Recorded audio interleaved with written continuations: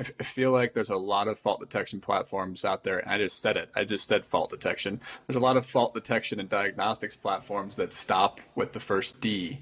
And like you said, they ended up turning into just alarm platforms, right? So can you tell us what gets added when you go the extra mile to diagnostics? Yeah. I think it's things like stopping and detection may tell you that, that a valve is leaking by or that a supplier temp is off. You want to take it to the level of providing contextual information about what the underlying cause might be. I mean, that's what the diagnostic part is about. So do you have enough information to say that an actuator failed on a valve and that's what's causing those other issues?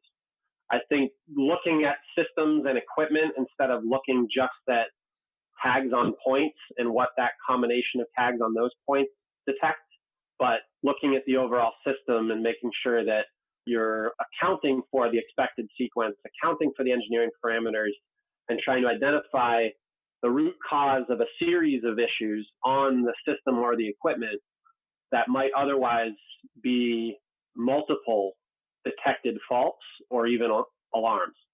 I think it's taking it to the level of why are we seeing a pattern of issues and getting into a specific fault diagnosis that someone can repair is what diagnostics takes it to.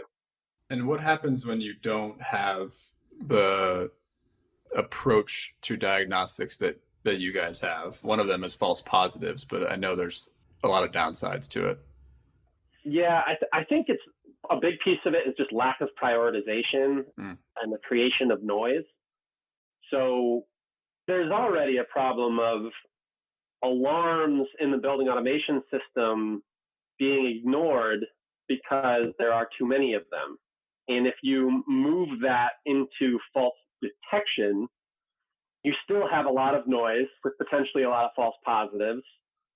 And if you want to turn it into something that's value add and more actionable, I think you need the prioritization, which comes from engineering calculations, cost calculations, comfort, impact assessment, maintenance severity assessment, along with the diagnostic piece to get to what is the root of that problem, to take it from excess noise that they don't have time for into intelligence that's prioritized that allows them to make a better decision about a problem they might otherwise never have known about or have ignored. Great. Yeah. Thanks for that. I think that's a huge point for anyone who's just getting started with fault detection or anyone who may have done a pilot and not gotten great results.